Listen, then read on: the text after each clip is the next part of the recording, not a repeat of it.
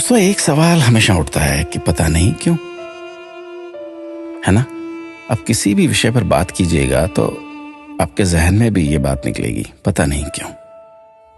खाने को सादा दाल रोटी होती थी, लेकिन फिर भी किसी को खून की कमी नहीं होती थी, पता नहीं क्यों। स्कूल में अध्यापक खूब कान खींचते थे, डंडों से पिटाई होती थी, लेकिन कोई बच्चा स्कूल में डिप्रेशन के कारण आत्महत्या नहीं करता था, पता नहीं क्यों। बचपन में महंगे खिलौने नहीं मिलते थे, लेकिन हर खेल बहुत आनंदित करता था, पता नहीं क्यों।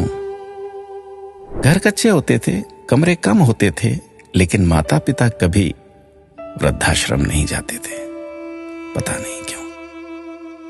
घर में गाय की, कुत्ते की, अतिथि की, मेहमानों की रोटियां बनती थी, फिर भी घर का बजट संतुलित रहता था। आज सिर्फ अपने परिवार की रोटी महंगी हो गई, पता नहीं क्यों।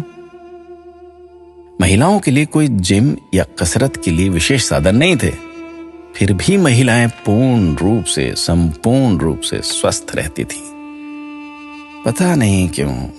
भाई भाई में, भाई बहनों में अनेक बार खूब झगड़ा होता था, आपस में कुटाई तक हो जाती थी, परंतु आपस में मन मुटाव कभी नहीं होता था, पता नहीं क्यों।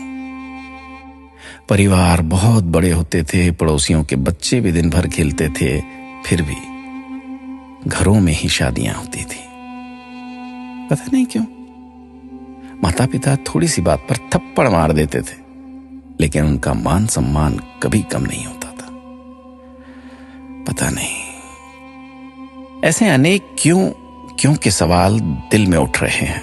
आप सभी तक इस क्यों को पहुंचाने की कोशिश कीजिए। शायद फिर से पहले जैसा सौहार्दपूर्ण वातावरण, आपसी प्रेम, एकता का माहौल बने।